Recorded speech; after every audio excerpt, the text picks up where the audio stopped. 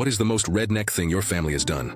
Me and my family went undisturbed on a horse ranch for 2 decades until some strangers invaded and bought a narrow plot of land at the back of ours. We thought everything was fine until a lawyer called my dad and told us that, after having surveyed the property lines, our back fence encroaches on their property between 3 and 6 inches, depending on the spot along the fence line. These folks had never met us, never introduced themselves. Our first introduction was this legal demand. My father was an ass, salt-of-the-earth kind of man, very kind but also very strong-willed. He called these folks, arranged a meet-up, and tried to talk some sense into them. First, do 3 to 6 inches really matter that much? And why had they not come to us to talk it through?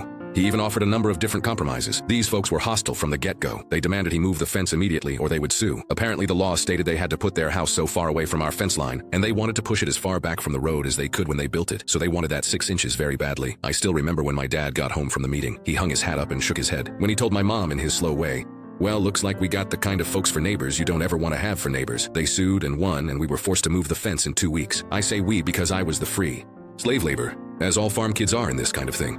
All that fencing material and the time were a big cost for my family, but we got the work done in early spring. Here is where the fun comes in. So, the new neighbors broke ground and built, all through the end of winter and into spring. The very next weekend after they had moved into their house, Dad roused me out of bed, and we took the big truck into town to the lumberyard. I was extremely puzzled as we loaded up a bunch of fencing material and building supplies. We didn't have any big projects going that I knew about, and I kept asking him what it was for, but he just told me to wait and see with a devilish smile on his face. We built a pen and a small enclosure very near our back property line, directly behind the neighbor's new shiny house. The next day, one of our farm friends delivered a half-dozen pigs to their new home.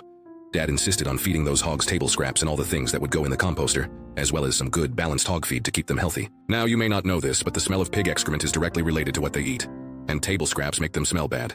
I mean, bad. I had to drive the four-wheeler back there every day to take care of them, and within a month, halfway there, my eyes would start watering.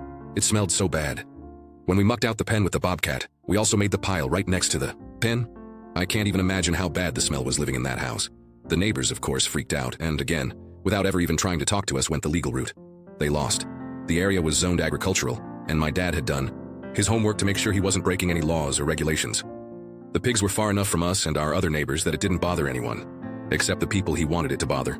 Come fall, when winter moved in, we sold the pigs to slaughter, and Dad stacked up a bunch of building supplies next to the pen.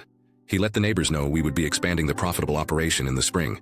When they came out to scream at him, he smiled the whole time, speaking in his slow, steady way. The new neighbors sold their new house in January when the ground was frozen, and the new owners would not smell the pen. As soon as the old neighbors were gone, we tore down the enclosure and spread the nasty stuff on the hayfield. The new neighbors never had any bad smell. Come spring, they also were great neighbors and are still lifelong friends. Never mess with a rancher.